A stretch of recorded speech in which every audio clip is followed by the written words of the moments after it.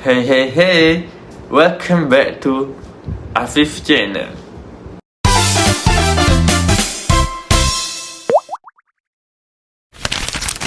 So, you will wonder how your body up for sport, game, or even walking to the class.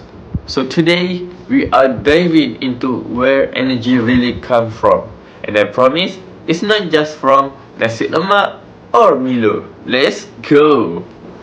Okay, so your body fuels come from something called ATP, which is adenosine triphosphate. It's the only energy currency your body accepts. No ATP, no movement, and no life. Step.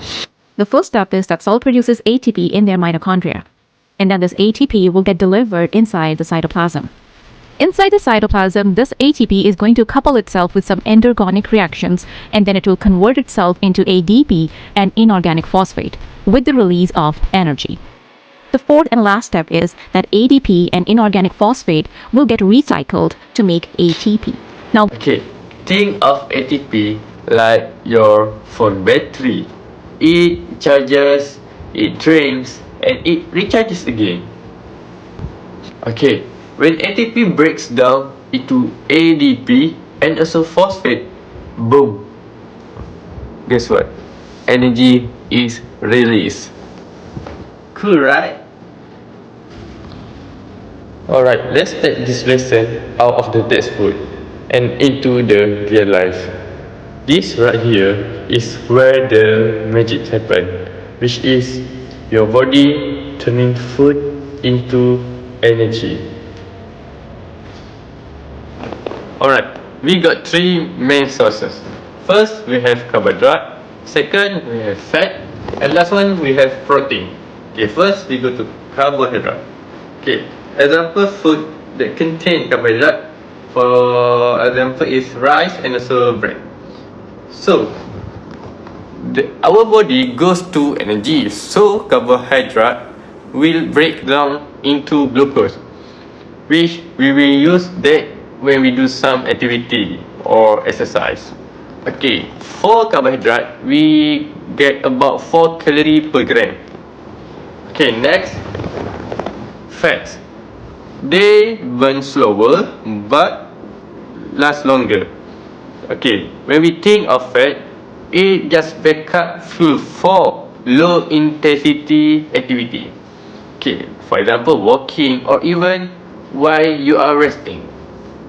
Okay, for fat, it gives the most energy, which is 9 calories per gram. Okay, last one, we have protein. The function or main function for protein is to build and also repair the tissue. Not really to give energy, but if your carb and also fat run low, protein can step in. Okay, for carbohydrate, it contains 4 calories per gram, which is same as carb. Okay, our body, we use carbohydrate first, second, fat, and last one is protein. Only when it has to for protein. Okay, let's say I'm doing this workout. My body is using ATP to help my muscle contracts. But here's the thing, I don't store a lot of ATP. I only got enough a few seconds. Once the small ATP supplies runs low, my body has to make small and fast to make sure I can do a movement.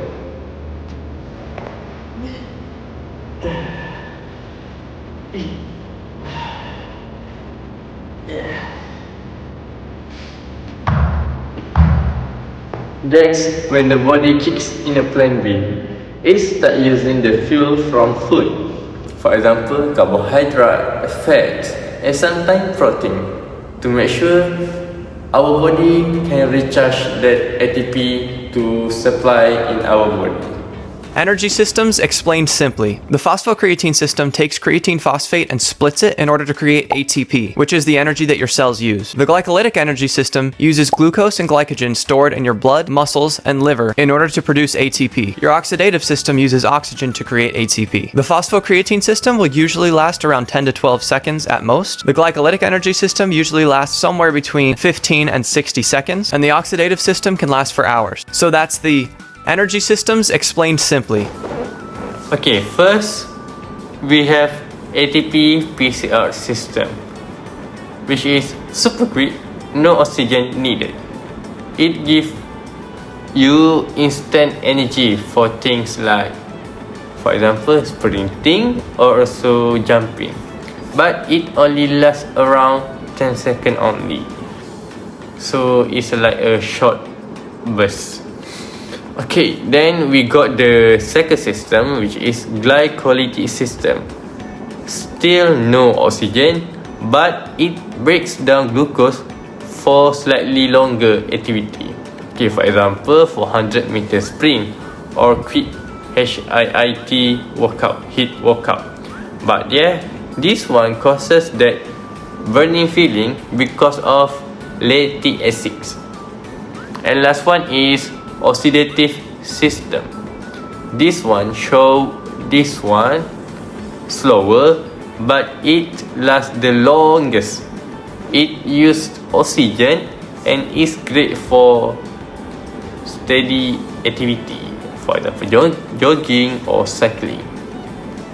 Okay, so for conclusion, short and sharp ATP PCR system, moderate and intense glycolytic system, meanwhile long and steady oxidative system. Alright, that's all for this video. I hope all of you understand what I try to say, and also I hope all of you can apply in your daily life. Okay, thank you and Assalamualaikum.